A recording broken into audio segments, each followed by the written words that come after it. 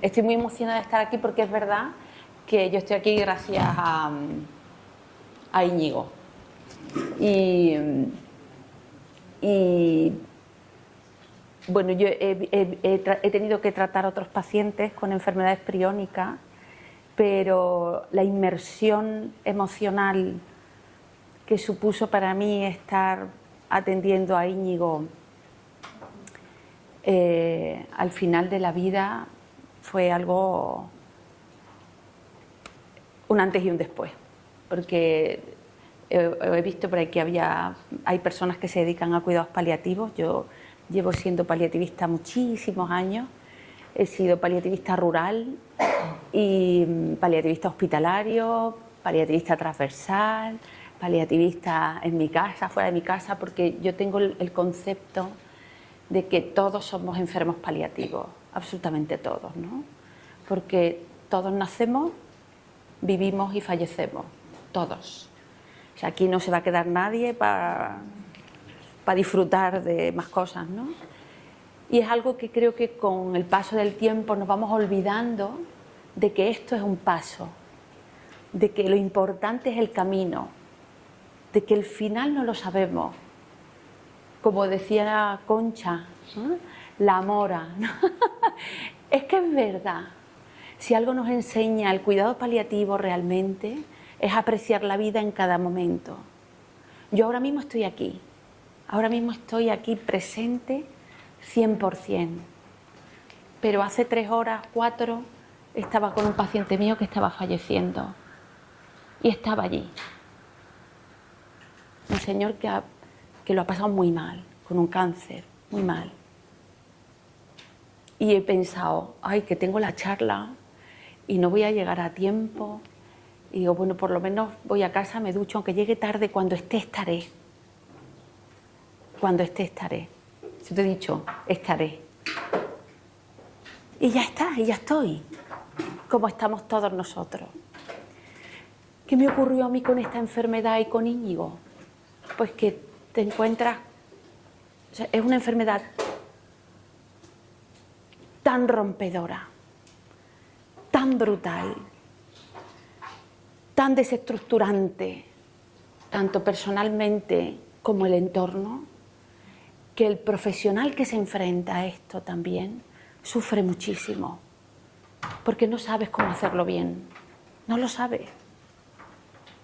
Y muchas veces tenemos que pedir perdón por no haber estado cuando teníamos que estar, por la sensación de que no podemos alcanzarlo todo, porque esta enfermedad cambia por minutos, cambia por horas, cambia por días.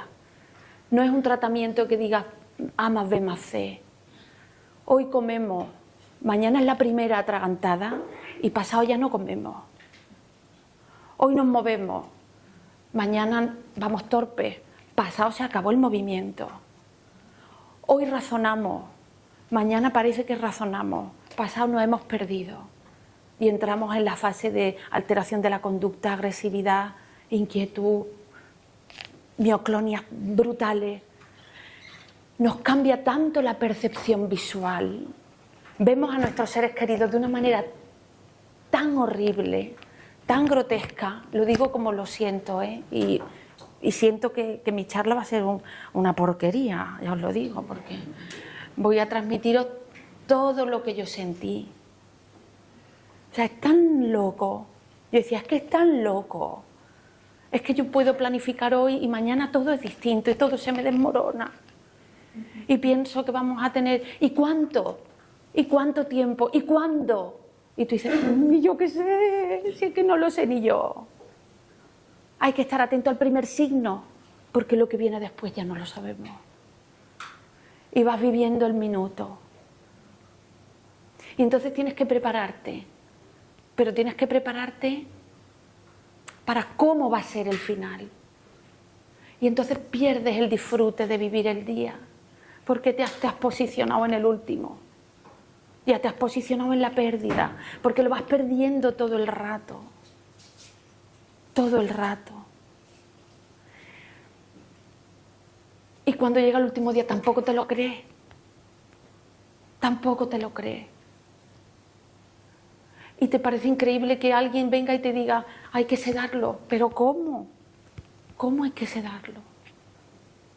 Dices que es imposible que siga viviendo esto. Esto ya no se puede seguir viviendo. Entonces vivimos otro duelo. Y estamos todo el día anticipando el duelo. Y cuando lo perdemos, echamos la mirada atrás y decimos, ¿por qué? ¿Por qué ha tenido que ser esto así? Él no se lo merecía. No, no se lo merece nadie. Esta enfermedad no se la merece nadie. Y yo estoy acostumbrada a ver mucha enfermedad y mucha muerte. Pero esto no se lo merece nadie. Bueno, pues ahora la charla es totalmente práctica. Pasamos a... cambiamos de... Entonces, voy a pasar de esto, ya os lo digo, porque no... Vamos a pasar, pero es un poco... Cuando a mí me dice Joaquín y Sara, que les agradezco muchísimo que me hayan invitado, cuando a mí me dicen una charla de paliativo, digo, ay madre, ¿y qué cuento? ¿Y qué cuento? Y cuando me pongo a hablar, sí pienso, ¡oh, qué buen año!, ¿no? Porque el día 28 de octubre, ¿no? El 28 de octubre fue cuando las enfermedades priónicas entraron en la ley ELA. Decimos, vamos a tener apoyo, va a haber más apoyo, seguro que habrá más apoyo, seguro. Pero eso es tan grande que no tiene nada que ver con lo que tú vas a vivir. No, por muchas ayudas que tengas, ya os lo digo. El proceso personal mejora, claro que mejora, si tienes una poquita más de infraestructura, pero ese no te lo quita nadie. Qué difícil. Entonces digo, ¿qué barreras tenemos? Tenemos un porrón desde el diagnóstico. O sea, ya me toca, se ha acabado. O sea, desde el momento que nos comunican el diagnóstico, como decía Carmen, desde ese momento, depende tanto de cómo te lo digan, tanto de que te digan científicamente la enfermedad. Pero es que los neurólogos tienen miedo también, porque son médicos. Le pasa como a los oncólogos muchas veces, que la comunicación es tan difícil. Comunicarle a alguien una enfermedad que no conocemos del todo, que sabemos cómo es la evolución, pero que es tan dura que el propio profesional no sabe ni cómo comunicarse. Yo en nuestro despacho le llamamos la llorería, pero porque allí lloramos todos. Llora el paciente, el familiar y el profesional llora. Lloramos mucho, reímos también, pero lloramos mucho, porque necesitamos mucho apoyo los unos de los otros, porque esto es muy complicado. Entonces, ¿qué barreras tenemos? Pues tenemos muchas, empezando por los diferentes, o sea, desde el punto de vista ya de la comunicación, como decía Carmen. Te comunican y ya está, venga, a cazar mariposas, ¿no? ¿Y ahora qué? Y queremos saber mucho y a lo mejor el profesional tampoco puede contarnos tanto, porque no tienen ni idea de cómo están organizados los paliativos en tu región o en tu ciudad. No tienen ni idea. Porque ellos lo único, porque yo me acuerdo con Íñigo que decían, es que tienes que ir a un centro, por ejemplo, ¿no? Porque también conocen la enfermedad, que dicen, llevar esto es muy complicado. Y tienes que rodearte de profesionales que sepan mucho y que te protejan del sufrimiento. Pero no se contempla que puedas estar en una casa, porque da mucho susto. Ellos fueron muy valientes y asumieron el cuidado en la casa hasta el último minuto. Entonces hay diferentes modelos de atención, diferentes especialistas, diferentes legislaciones y organizaciones autonómicas. Pero en las enfermedades neurológicas sí que es verdad que ya se reconocen como enfermedades distintas, desde el punto en que los paliativistas tenemos ya planes específicos de tratamiento y de afrontamiento con el paciente neurológico. Ahí incluimos las enfermedades priónicas, pasa que son menos frecuentes y no vienen tanto a las consultas, pero las hemos tenido y son muy complicadas y muy difíciles. ¿Qué queremos nosotros? Un modelo integrado. Un modelo integrado donde todo sea más sencillo, donde no tengas que ponerte a buscar quién me cuida, cómo me cuida, qué unidad de cuidados paliativos. Que los paliativos sean precoces desde el minuto 1. Desde el minuto 1. Desde el minuto en que un neurólogo te dice la enfermedad, ya tiene que estar una unidad de cuidados paliativos. ¿Por qué? Primero porque sabemos que es una enfermedad devastadora para el paciente y para la familia, para los que cuidan. Entonces hay que prepararse. Yo siempre digo una cosa, la digo muchas veces porque además para mí, que soy paliativista, es muy importante. El proceso es muy importante desde el primer día, porque luego el duelo ya no lo tiene, o sea, ya hay cosas que ya son muy difíciles de trabajar. Entonces hay que empezar a trabajar desde el primer día, para que cuando ya no esté, tú lo tengas resuelto. Y solo tengas que guardar el dolor y la ausencia, pero no tengas que resolver más cosas. Entonces eso muchas veces necesita una guía, necesita alguien que te acompañe, que desde la visión un poquitín más objetiva puede decirte, tranquila, que estoy contigo.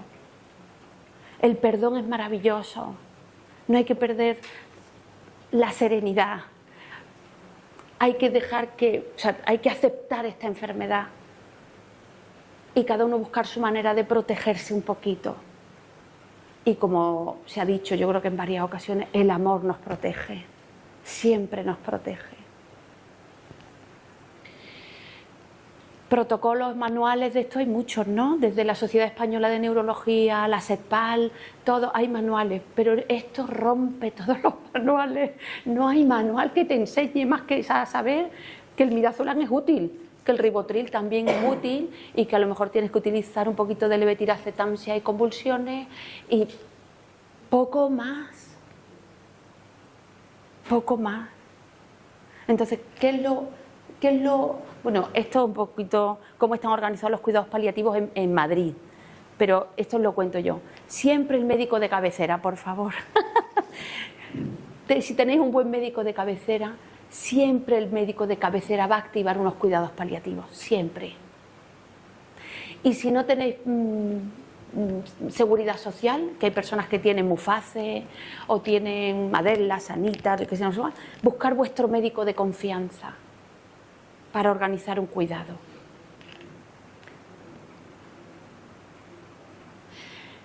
Os voy a hablar de esta señora un poquitín solo, porque esta señora en cuidados paliativos es muy importante. Pero fijaos, no sé si ponerme la gafa, dice: aquellos que tienen la fuerza y el amor para sentarse con un paciente moribundo en el silencio, que va más allá de las palabras, sabrán que este momento no es ni temible ni doloroso, sino un cese tranquilo del funcionamiento del cuerpo. Para mí la sedación, cuando un paciente está sedado y tranquilo, todo está bien. Todo está bien. Porque ya no sufre. La medicina tiene sus límites. Realidad que no se enseña en la facultad. Otra realidad que nos enseña es que un corazón compasivo puede sanar casi todo. En estas situaciones necesitamos muchísima compasión, muchísima, porque hay veces que no podemos entender lo que está ocurriendo y si no haces una mirada compasiva es imposible llevarlo a cabo, imposible estar, imposible estar.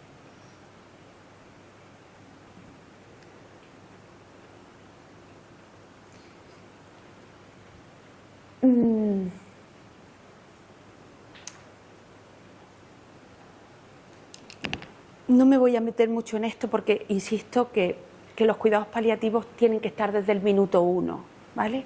Los signos de alarma, pues todos lo sabemos. ¿Cuándo tenemos que avisar a un profesional? Pues cuando vemos que las cosas van cambiando.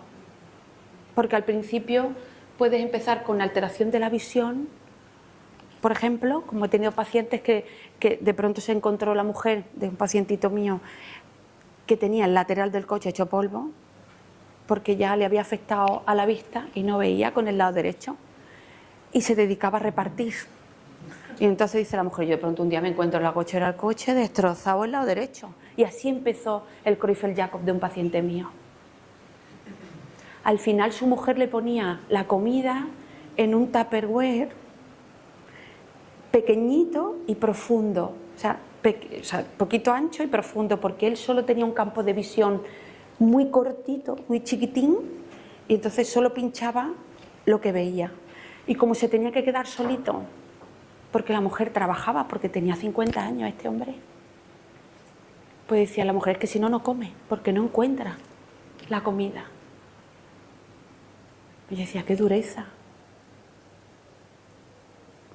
Entonces, ¿qué tenemos que mirar? Pues ver la progresión, ver cómo va perdiendo autonomía. Todo esto es enfermedad. Esta enfermedad lo que tiene sobre todo son unos síntomas muy difíciles de entender y muy difíciles de tratar. Muy difíciles. Y muchas veces, aunque no queramos entenderlo, hay síntomas que hay que tratarlos disminuyendo el nivel de conciencia. Y os voy a hablar un poquito de eso, pero poquito, pero es que hay que entenderlo. La sedación no es...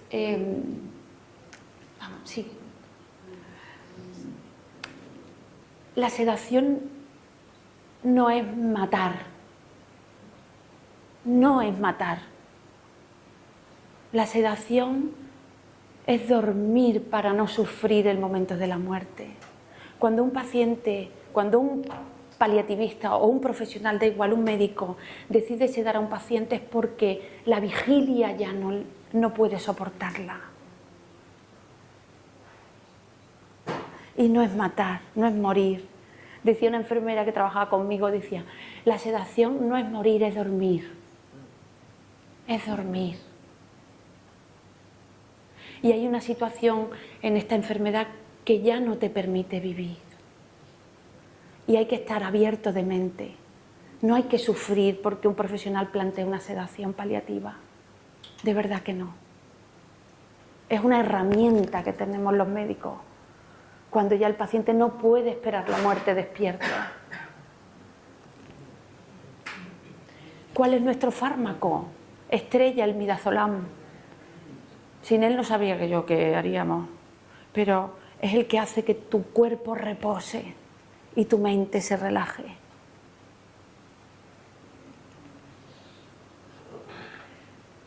La necesidad de una sedación terminal es un indicador de muerte próxima.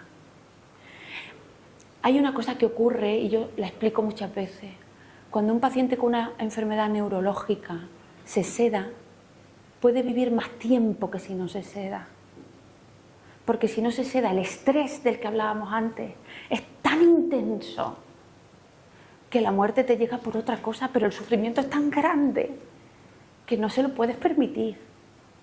Entonces tú sedas, bajas el nivel de estrés y el paciente vive más tiempo. Y entonces te dice alguien, a lo mejor nos hemos equivocado, porque está viviendo más de lo que pensábamos, no estaba muriéndose. No, perdóname, le hemos quitado el estrés. Y lo que queremos es que espere tranquilo. El objetivo no es morir. Y la sedación nos permite a los que vivimos la vida con naturalidad y la muerte con más naturalidad todavía, nos permite acompañar muchísimo. Nos permite decir, como decía Kübler-Ross, nos escuchan. Ellos nos escuchan.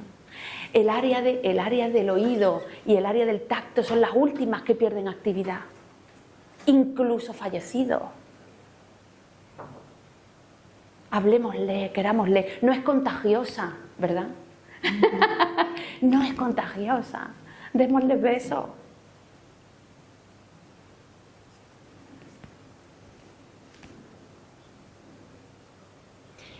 Traigo esto porque voy a puntualizar muy poquito, pero esto nos confunde mucho siempre. Todas estas cosas de ética nos confunden mucho. Incluso personal sanitario que no entiende la diferencia. Yo me enfado porque digo, ya es hora de que aprendamos un poco de qué va esto. Y es necesario, y con esta enfermedad de la que estamos hablando tan terrorífica, es necesario tenerlo claro. Conspiración del silencio. No voy a decir nada. Hay un momento en que todo el mundo quiere saber, pero el propio enfermo es el que menos se entera. Hay una cosa que se llama la verdad tolerable. Tú le puedes decir la verdad a un paciente, pero con la capacidad de que él no sufra más de lo necesario. No tienes que ser un terrorista informativo. Se pueden decir las cosas con mucha dulzura y además dar un achuchón y un abrazo y llorar y abrazar, yo qué sé. Esas son nuestras consultas de siempre, ¿verdad? Pero mantener a una persona en silencio lo que nos hace es alejarla y que viva en soledad su proceso. Cuando no queremos dar información por proteger, lo que estamos haciendo es aislar y que viva. No, esto lo vivimos siempre. El paciente no habla, el familiar no habla. El paciente va a proteger al familiar, el familiar va a proteger al paciente. Y al final los dos viven un proceso en soledad. El silencio no ayuda. Ese silencio, hay silencios que son maravillosos, pero ese en concreto no ayuda a nada, ¿vale? Encarnizamiento terapéutico. De ese no vamos a hablar aquí. Porque de ese tengo yo una ristra. Pero de ese no vamos a hablar. Acompañar en la negación. Esta me encanta. Hay pacientes personas que no pueden enfrentarse. Que no pueden enfrentarse al final de la vida. No pueden. Porque para ellos es insoportable. Pues nosotros acompañamos en la negación. ¿Por qué voy a llegar yo a última hora a romperlo todo? ¿Por qué? Si he llegado a la última. Venga, hombre. Que muchos paliativistas nos creemos que somos... llegamos, la verdad, todo, lo van a entender todo porque yo soy magnífico. Mentira podría. No somos magníficos, somos una mierda. Somos los que llegamos al final. Y podemos hacer mucha pupa. Podemos hacer muchísima pupa. Pensando que somos santos y muy buenos y muy listos en el acompañamiento espiritual. Entonces hay veces que hay que entender la negación, entenderla y acompañarla y quererla. La negación del paciente. Lo que he dicho antes, la verdad tolerable. Es tan importante poder comunicarse bien para que el otro no sufra más. Adecuación del esfuerzo. Esto hay que entenderlo porque muchas veces cuando decimos que vamos a adecuar el esfuerzo terapéutico, es que vamos a adaptar nuestras herramientas a la situación del paciente. No podemos tratar todo igual. Todos los pacientes no son iguales, todas las enfermedades no son iguales. Y hay un momento en que hay que relajar y poner el objetivo en otro sitio, en el confort. Que a mí me da coraje decirle confort, pero bueno. En cuidarlos, en que estén lo menos incómodos posible. Y para eso a lo mejor no necesitan vías intravenosas, por ejemplo, tenemos una subcutánea estupenda, o no necesitan millones de antibióticos. Mira, ayer no era un Creutzfeldt-Jakob. Mi paciente no era un Creutzfeldt-Jakob, pero tenía nutrición parenteral, 4 antibióticos de última generación, albúmina intravenosa, furosemida, o sea, tenía montones de torres llenas de cosas así y se estaba muriendo. Y esa familia no podía ni acercarse.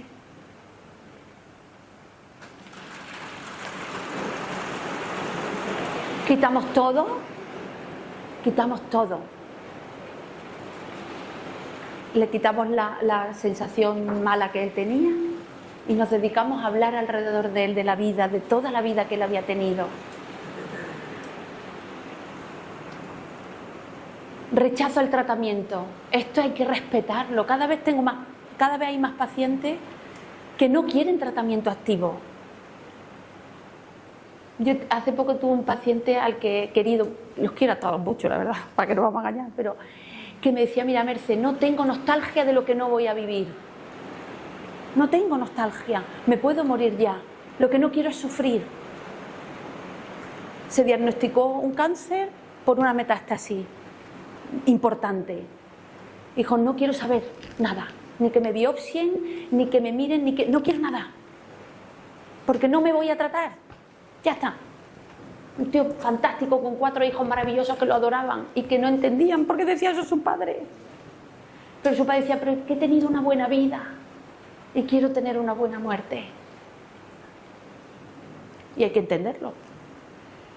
Deseo de adelantar la muerte. Esto nos pasa mucho y ahora con la eutanasia no os lo podéis ni imaginar. Hay un momento en que un paciente que vive una enfermedad y en el Creutzfeldt-Jakob tiene que pasar seguro. Si tú sabes lo que va a ocurrir, lo normal es que estés como Jesucristo en el huerto de los olivos. Vamos, yo lo pienso, yo estaría así. Dios mío, ¿por qué tengo que pasar por esto? Y hay que entenderlo también. Hay que entenderlo. Y no creáis que a mí me encanta la eutanasia, porque he tenido que hacer alguna y yo le dije a un paciente mío, le dije, no te imaginas por lo que me estás haciendo pasar y lo siento un montón. Porque a mí me gusta la sedación paliativa. Y él me dijo, pero Merce, yo quiero pasar de vivo a muerto. No quiero estar dormido. Y le tuve que respetar. Y no sabéis lo duro que es eso. Pero es una opción, y en estas enfermedades es una opción que te la pueden pedir con todo el derecho del mundo. Porque hay personas que no quieren vivir esto. Y tenemos que tener un corazón así de gordo para entenderlo. Y los paliativistas tenemos que entenderlo, aunque no nos guste. Tenemos que entenderlo porque tenemos que estar ahí. Y estas son las velitas que traigo por todos los seres queridos, los que conocemos, los que no conocemos, los que están descansando, porque están descansando. Seguro, ya no sufre ninguno. Y muchas gracias.